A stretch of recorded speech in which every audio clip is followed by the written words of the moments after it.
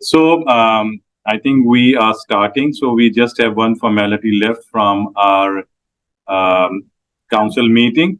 So I have requested our founding director, Yolanta Bilinska, to come and announce the result of the advisory board elections. So, Yolanta. Hello once again. Thank you very much for a big help from Dr. Arora. He is also from advisory board from this region for Searo region. No, yeah, Searo, and for this regional meeting. And we counted all votes. Thank you to all who voted for our candidates from different world region. In Afro region, there is elected Ibrahima Madugu Mubarak. Congratulations for Ibrahima. In Emro region, Makia Mairashi, she is among us. Please, Makia, come and stand up, yes, and say hello. In Euro region, there are two people elected. Janek Kaper, he is for 2 years. As Hussein previously told you, in Euro, we had one person who left because it was a conflict of interest. She started to work for industry partner and resign of the position as in advisory board. So we elected Janek Kaper for 2 years and Vildana Mujic for 1 year. We don't have vacancy in Euro region. We have 2 elected people. Thank you for in the name of Euro representative. In Pajo region, we have Evangelina Velasquez Curiel. All who were in Geneva during patient safety meeting knows her. So she is fantastic candidate. Also for her, congratulations. In Searo region, Dr. Moe Aung Kiaf Naing. Is she among us, doctor? No. So congratulations for her because also received many voices. And in Vupro region, Dr. Inge Damanti is elected for advisory board. Dr. Inge is Thank you very much to you all who voted, and I give again to our voice to our director. Thank you. Thank you very much. So I now request Andrew Spiegel, our chair of the World Patient Alliance, to formally inaugurate the meeting. Over to you, Andrew. Thank you, Hussein, and congratulations to our newly elected members. We thank you for your time and your commitment to the organization, and thank all of you who are in person for attending this meeting. My name is Andrew Spiegel, and I am privileged to be the board chair of the World Patients Alliance. I very much wish I were with you today, but I could not make this trip. Hopefully sometime in the future I'll make it to Dubai. It is on my bucket list of things to do. But could not make it this trip, but I'm really glad all of you could. And for those online, there's dozens and dozens and dozens of people online. Thank you for attending. This region is very important to the World Patients Alliance. We recognize that that region needs to grow. We need to get the patient voice stronger, and we are committed to doing that. Of course, these meetings don't happen without sponsorship. So right at the outset, I want to thank our sponsors for fully covering the costs of this meeting. Our silver level sponsors are Pfizer and Sanofi, and our patron level sponsor is the IFPMA. And I really appreciate their sponsorship because there's a lot of costs that go into putting in a meeting like this. And I'm really pleased that the costs have been fully covered by our sponsors. So thank you to them as well. Thank you to those who are online for joining. And of course, a big thanks to the team, the World Patients Alliance team. Hussein has put together a top-notch group of people who are running the organization, putting together all of the great events you're going to hear about. Most of you have just sat through the council meeting and heard this, so we apologize for repeating it, but there's lots more people that have now joined, especially online. And so we're looking forward to introducing the organization to you and introducing what we have done and where we are going. But again, this region is hugely important to us. We hope that the information that we're going to provide to you over the next 2 days is helpful in raising the patient voice and ensuring that the patient voice is reaching the policymakers that it has to, and that all policy decisions that are being made with the patient at the forefront of that policy decision. So again, thanks for coming. I'm not going to take any more time chatting away. I'm going to turn things back over to Hussein, who I believe is going to introduce the next speaker. Yeah, thank you, Andrew. And next speaker is myself. So, most of you would probably know I'm the Executive Director of World Patient Alliance. I'm basically from Pakistan. I've been the Secretary General of Alzheimer's Pakistan and started, embark on this journey of patient advocacy because of the experience with my grandfather who had Alzheimer's disease. So being a primary caregiver, I understood what patients go through and what families go through. And that's how I established Alzheimer's Pakistan way back. And then one thing led to another one. And then I got involved at international patient advocacy arena as well, being chair of different organizations, being board members and everything. And then finally, we established this organization. So I'll let you know about that. So let me start my work as well. So some of you, I had the same presentation earlier on as well, just about 1 hour ago. But since new people have joined into this meeting, and then some more people are joining virtually, so I have to give this presentation again. So my apologies for the people who are already there in the room earlier on. So World Patient Alliance is the umbrella organization of patients organizations from all over the world, and we provide that platform to raise and empower patients' voice for the provision and access to safe and quality and affordable healthcare. And we want patients to play an active role in all stages of the healthcare, right from the beginning towards the very end. So this is the picture of our board of directors. So we have Andrew Speaker, you just heard from him. He's online from the USA. He's our chair. Then we have our founding board of director, Regina Kamoga from Uganda, from Africa. So she's present here. May I request, Regina, can you please stand up so that, everybody can see you? So Regina is also one of the founding directors. Then Carla Di Castella, she is from Peru. Then myself, and then Penny Covan, she is also online, so she will be speaking to you shortly as well. And then Jolanta Bilinska from Europe, from Poland. So Jolanta, can you just please stand up as well? Yeah, so she's there. Thank you. And if you're in a meeting, you can't miss Jolanta, that's for sure. So people who don't know her would know by the end of tomorrow that she cannot be missed.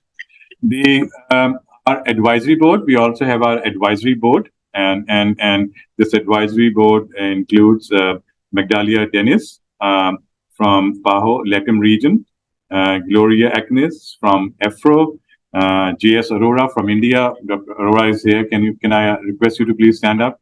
So Dr. Arora is our advisory board member from CRO. Christine Fursley. Christine is here. Christine can, yeah. So Christine is our advisory board member from Lebanon, from EMRO, and Greg Lebrowski.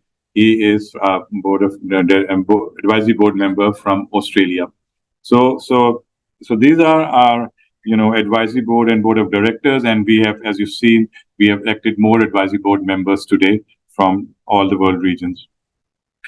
And these are the 9 principles of World Patient Alliance. So whatever we do, we keep these 9 principles in front of us, and we decide our activities accordingly. So more information on these is available on our website. But just to let you know that we are talking about access to healthcare. We want that everybody, everywhere in the world, should have access to optimal healthcare. The care that's provided should be patient-centered. The patient should be the most important person, and the health should be designed with patients in the center. There should be no financial hardships, none whatsoever in seeking healthcare anywhere in the world.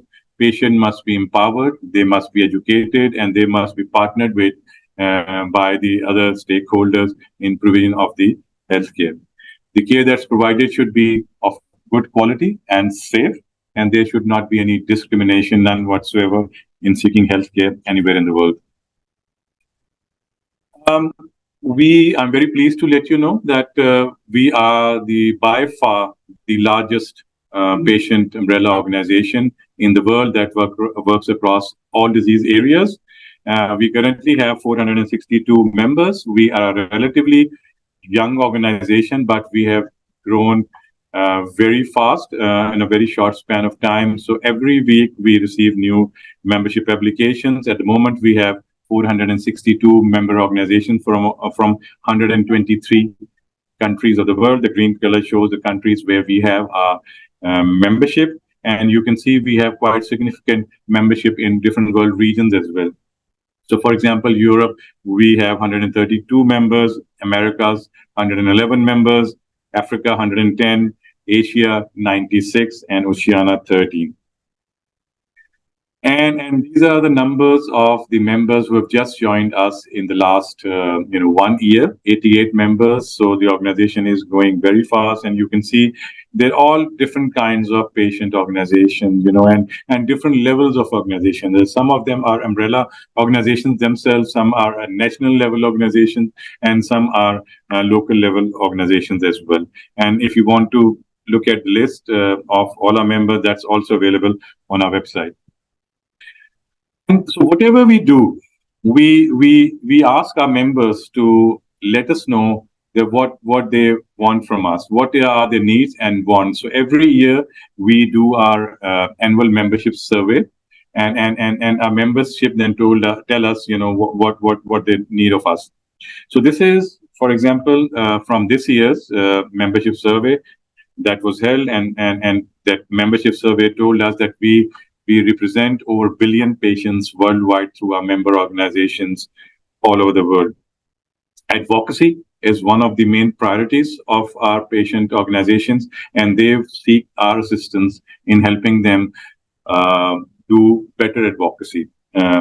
Then, a majority of them also said that they needed our help in education development, so workshop training, trainings and toolkits. So we are also working on them, and I tell you later, what activities we have been organizing. And then the areas where they are struggling, that include fundraising, capacity building, and reaching and working with policymakers. That's also one of the main struggles that people have. And then access to healthcare was the highest reported issue by a member. So now, since 2024 is coming, in next month, we will be sending all of you, our members, our membership survey for 2024. And the results of those survey will then guide us of how we will be running the organization next year. So please, once you have this membership survey, do let us know what you want from us. So just to let you know some of the activities that we have been organizing in the last 1 year. So that's an important event we thought we must inform you about. This is in International Society of Quality in Healthcare, ISQA. It's a very big, well reputed name globally. And so we had a discussion with them on patient-centered healthcare, and we realized that different groups have different understanding of what person-centered healthcare is. So we decided to bring patients and healthcare providers together, to discuss and have a shared understanding of what person-centered healthcare is.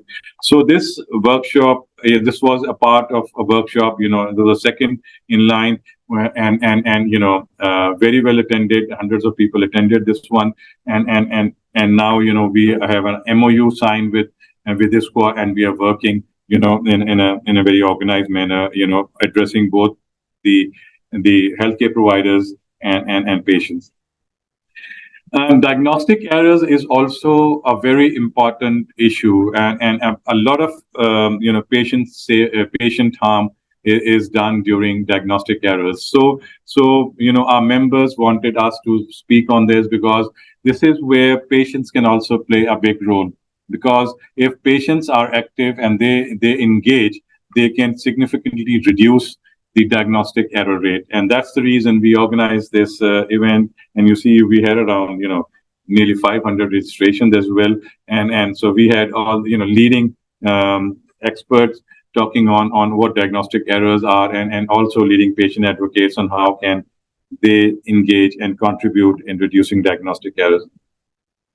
We also had a webinar on clinical trials. As you may know, that in the patients community, we have, many misconceptions about about clinical trials. And so we a lot of our members wanted us more information on what are clinical trials and how can they contribute, or how can they participate in clinical trials, what are the opportunities and what are the risks associated with participating in clinical trials. So we again had a very distinguished panel of speakers.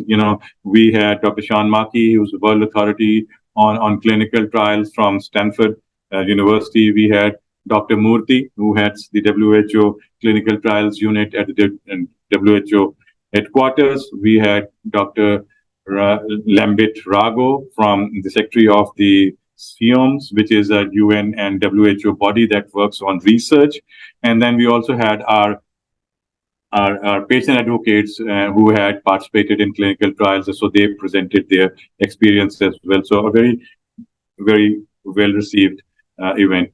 Then patient safety is another issue, and that's a priority set by the World Health Organization. So most of the times, if you want to give your input as a patient to the World Health Organization, patient safety is the doorway, most of the time, because all of us, the non-state, NGOs and every patient, do you have to get into patient safety. And then even I understand that, many departments, they request the patient safety department that, for example, in radiology, somebody wants a patient, at the WHO level, they want some patient input. So they would ask the department to get a patient who has experience in radiology, and then, that's how, it works at WHO. So patient safety is a big issue, and we believe that if you engage patients in patient safety, you can really improve the quality of the safety of the healthcare that's been provided. So this webinar was, one of the main speakers was Dr. Neelam Dhingra, who is the head of the WHO Patient Safety Flagship Unit. And apart from her, we had leading patient advocates from all over the world who came and talked about how can patients and why should patients be engaged. This is our flagship program, and this is around World Patient Safety Day. So 17th of September is commemorated, celebrated as World Patient Safety Day. And I'm very pleased to let you know that World Patient Alliance has organized the world's largest campaigns around the World Patient Safety Day. So we have organized over 1,600 events through our member organizations in the last 3 years, and only this year we organized 400 events this year as well. And they are just some of the pictures just to let you know what sort of events are organized all over the world. So if you see the picture on top on the left hand side, it's our board member, in fact, Regina Kumorga, sitting here. She ran a very successful campaign for school children on medication safety. So they taught children, what patients and medication safety is, and how can they go back and tell their families and their parents and grandparents how to take medicines safely. Then similarly, our sports competition in Israel, where youth were mobilized and informed about medication safety issues. And then a workshop, a conference in Poland, where patients were, informed of patient safety issues and how can they, engage with these systems to improve the patient safety situation. A street theater in Ghana, where the mothers were informed about pregnancy complications and when and where they should seek help.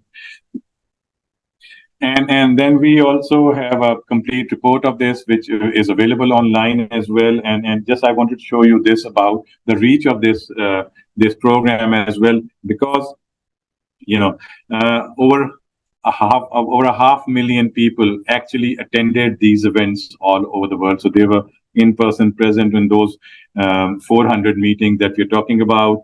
There were 100,000 people who attended these events online, and there were 10 million social media impressions of these events globally.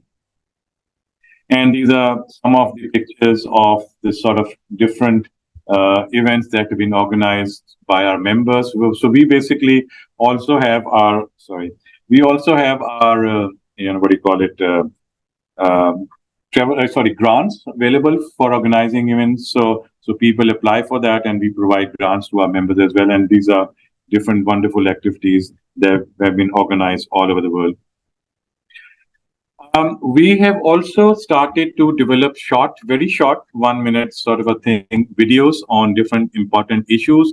And the reason being is that the social media, or people are more now getting into videos and all of those stuff rather than going and reading stuff. So we thought, we should develop short videos and give clear messages on how to on a different issue. So I just wanted to share a couple of videos with you. And the first one is on patient engagement, how you should be engaging with your healthcare provider. How do you talk to your healthcare provider? When you visit your doctor or nurse, how do you talk to them? Did you know? Healthcare providers base most of their medical decisions on what you say to them. But most healthcare providers are rushed because they have so many patients. It's important to make the most of the time you have by being brief and to the point. Here are a few tips. Before you go to an appointment, think about what you want to say and how you'll say it. What are you most worried about? What are you hoping to get out of the appointment? Organize your thoughts. Think about how to describe your problem. Has it changed over time? What makes it better or worse? Write down your questions or record a voice message to help you remember. Do your homework. If you can, look up your symptoms online or in a health guide. Having some knowledge will help you have a more informed conversation. Take a friend or family member with you, especially if you have a language barrier. Ask the provider to explain their reasoning for your diagnosis and treatment. Repeat out loud what you understood them to say. Before you leave, be sure that you and your provider agree on the next steps. Ask what to do if your condition changes. Always be respectful and courteous and expect the same in return. Healthcare can only work well if you and your provider are working together. To learn more, visit the World Health Organization Patient Safety Flagship or visit our website at www.worldpatientsalliance.org. World Patients Alliance, the global voice of patients. So that was on patient engagement at the health facility level, and we also have a short video just to show you on the one that we developed on polypharmacy. Are you taking too many medications? How many medications do you take? Do you take more than 5? That is called polypharmacy. Polypharmacy means many medications, and taking too many medications can hurt you if you're not careful. That's especially true if you're a person over 65. Did you know? Medication side effects are responsible for about half the harm from medical error in the world. Most serious harm from medications occurs in people who are over 65 years old and taking 5 or more medications. Over-medication of senior citizens is a problem in every part of the world. Older people often take multiple medications because, as we age, we develop health conditions like high blood pressure, diabetes, or heart problems. But sometimes, people take medications they don't really need, or that should not be taken together, or they take them for longer than needed, and some drug doses need to be reduced for older people. How can you find out if your medications are all safe for you to take? Review your medication list with your healthcare provider. Include everything you take. Even non-prescription medicines, like vitamins, can sometimes be unsafe when combined with others. Learn about your medications. What are their names? What are they all for? What are the signs of side effects or overdose? Ask how well the medication works and what would happen if you didn't take it. Sometimes the side effects are worse than the condition for which you're taking it. To learn more, visit the World Health Organization Medication Safety Challenge or visit our website at www.worldpatientsalliance.org. World Patients Alliance, the global voice of patients. So this is the conference that we organized, our first World Patients Conference that we organized last year in Rome. It was a hybrid event. So the dates were 15th and 16th of October. And we had, all the key stakeholders present during our first conference. We had the World Health Organization. Dr. Mondar is here as well from regional office. So thank you very much for joining, Dr. Mondar. So the World Health Organization was there. The International Council of Nurses were there. International Hospital Federation, World Federation of Public Health Association, FDA, European Medicine Agency, Red Cross. I hope I remember all of them. And apart from all of these key stakeholders, we also had, key academicians and obviously patient advocates and its industry partners from all over the world. And it was the largest global patient conference that works across all disease areas. So we had around 650 people attending from 101 countries of the world. And we have been, throughout this year, we have been involved in different activities as well. So just to share a few, especially with the World Health Organization. So as I told you, patient safety is an important issue for the World Health Organization. So they invited us to join them for the 5th Global Ministerial Summit on patient safety. That was earlier this year in February. And we provided our input into the meeting. And here you can see the WHO envoy, Dr. Liam Donaldson there as well. They also have invited us to a recently held meeting on conference on engaging patients for patient safety. So again, the WHO Director General, Dr. Tedros, was himself there, and a very important meeting that we held. Self-care, there's another meeting they invited us, and I just wanted to, say a few words about self-care. I think the world is now moving gradually towards self-care. The current health systems cannot cope up with the numbers or the pressure of the patients that are there worldwide. So there are more and more patients who need to do self-care and take up the responsibility. And I think it's time that the World Patient Alliance, also, promote this and try to train our patients to be well prepared for this initiative. And it's not only their own health which would benefit from self-care, but it's also the health system which naturally seek a lot of benefit out of when there's less burden on the health system to look after the very sick patients. And we were just invited. Our chair, Andrew Spiegel, has just come back from Lisbon, where International Hospital Federation, asked him to chair one of the very important workshops on hospitals will be sustainable in 2030 and how to get there. So that's another environmental sustainability is another issue we are working very closely on, and I'll talk about it later on as well. And this is this conference. So, welcome you all, both virtually and in person, for coming and joining us for this conference. We'll talk more about on this, that what are the objectives of this conference, and these are just some of the events in the next 2-3 months that we are organizing. That's a workshop on sustainability.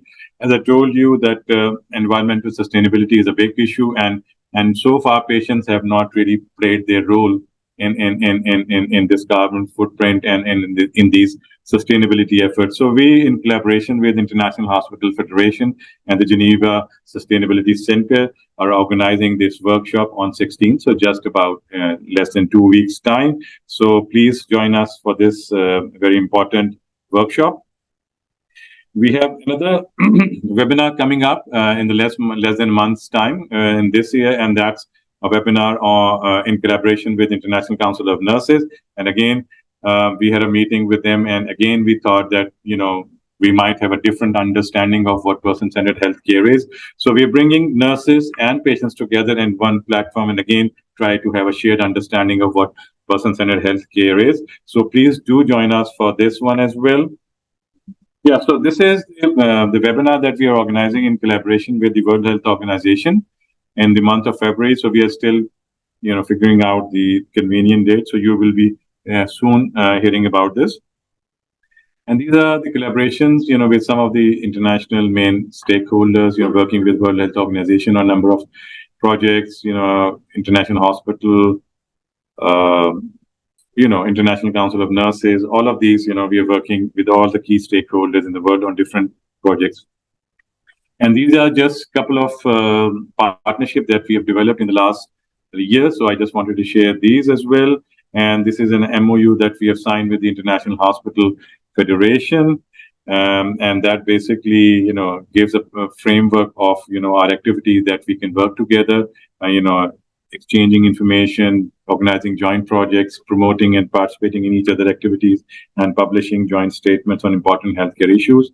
We had another partnership that we have a MOU signed, and that's with the Universidad del Paciente y la Familia. So I don't know what, but its English is the University of the Patient and the Family.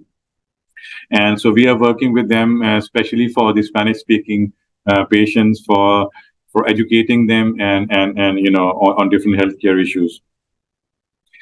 So all the activities of for the last year are included in our annual report, and that's available on website. You can get an access from there, and that's it.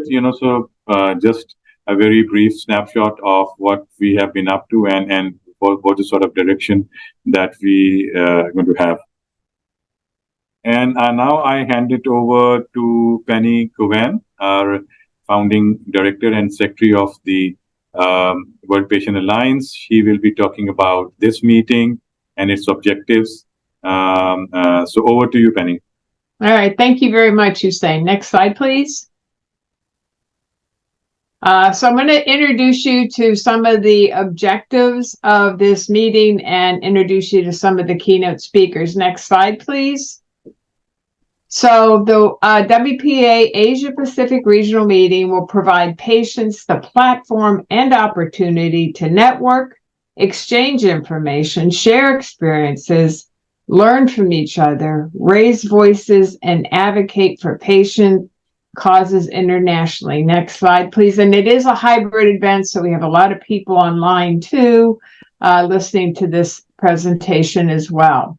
Through local partnerships, the WPA is engaging members and partners to bring together a diverse multi-stakeholder audience, including patient advocates, caregivers, healthcare providers, policymakers, and industry. Next slide, please. So some of the objectives of the meeting are empowering patients to enhance healthcare system navigation in their particular regions. And again, that's why we're doing individual regional meetings, to really focus on the needs of your particular region, to facilitate the exchange of insights and information among patients and healthcare stakeholders. We're going to cultivate networks, collaboration, and partnership among patient advocates, caregivers, healthcare providers, policymakers, regulators, and industry professionals. Crafting strategies to empower and engage patients in the region, pioneering a robust patient advocacy movement in the region, and championing healthcare quality and safety in the region. Next slide, please. As well as advocating for universal healthcare access in your particular area, promoting diversity and equity in regional healthcare, identifying and addressing key healthcare challenges in your particular region, and formulating a comprehensive regional roadmap for advancing the patient cause in the region. And that's really the, sort of the heart of this whole meeting, is not just to provide you with information, but to actually help you develop a sort of a roadmap, a plan for the future, so that we can work with you to move forward, so that you're going to have some action plans to take away with you at the meeting. It's not just, listening to us, but actually have, action plans to follow through with at the end of the meeting, and we'll keep, interacting with you throughout the coming years. And then increase membership and activities in your particular region, and then establishing a resilient steering committee comprising regional patients dedicated to advancing all of the goals that we just mentioned before. And again, they're the ones that the board are going to work directly with to really help move all of this forward. Next slide, please. So this is broken down into 2 days, and the keynote speakers that you're going to hear are Andrew Spiegel, Hussein Jaffrey, myself, Nicole Sherhan, and Kimberly Gailey. That's the first day. And then on the second day, on November 5th, we have Christine Elfaze, Candice Henley, Lama Halzani, Mohammed Lafi, and forgive me about the pronunciations of your names, and then Shin Yoshiro. Next slide, please. I really messed those names up. I apologize. So this is how the first day is going to go. We had the member council meeting already. We just went through the introductions, and then we're going to have a session on advocacy and communication. And they're going to look at the art of patient advocacy, and then communication from beginning to results. How do you begin to really communicate well? And then a group discussion. And that's really where you're going to work together and really talk about what you just heard and talk about maybe moving things forward. Then you'll have a lunch break. And then the afternoon session is on fundraising, a very key important issue for many of you. And they're going to talk about the fundamentals of fundraising from companies and foundations. And then again, another sort of interactive session with some of the people in the group, and then a recap and next steps. And that'll be the end of the day, and they'll end that day with a coffee break at 4:00. Next slide, please. And then the second day starts at 9:00 in the morning. So those of you online, sort of make that adjustment to where you live or what part of the world you're from. And it's going to start with patient safety, and we're going to hear about the WHO Patient Safety Action Plan, patient and family engagement in the WHO Patient Safety Action Plan, patient engagement and safety and patient safety in your particular regions, and then a panel discussion from some of the people in the region. Then at 10:15, they're going to have a session on equity and access to healthcare, and they're going to cover universal healthcare coverage, moving towards a better health, equity in healthcare emergencies in your particular region, and then another panel discussion. And then there'll be another coffee break. And then there's going to be a group discussion. And that one's going to be about important regional issues. In other words, what's important to you? That's going to take place at 12:00. And then at 1:00 is going to be the development and the start of that development of the Asia Pacific roadmap. And that's sort of the plan for moving forward on the next year, couple years, on how do we actually help you? All of the things that we've talked about, identified, how to begin to move those forward and really develop that action plan. Then there'll be a lunch break at 2:00, and then we're going to end the day with the WPA member meeting. We're going to break into specific disease-specific meetings. Each one of you have different interests, even though it's a general patient, sort of all diseases. We're going to break into some disease-specific ones, and then have a regional meeting at the end. And day 2 will end at 4:15. And again, this is a very full agenda. There's going to be a lot of really good information. So again, I think you're going to get a lot out of this meeting, and you'll be really happy that you attended it. Next slide, please. So if there's any questions, I guess we'll take those, or Hussein, maybe you can I can't see the audience, so you can sort of let me know if there's anyone, either online or there that might have any questions about the day, or we can move forward. No questions yet. Okay. All right. So again, next slide. And thank you for your time, and please enjoy the meeting. It's going to be an interesting couple days. Thank you, Penny. Thank you. Thanks a lot.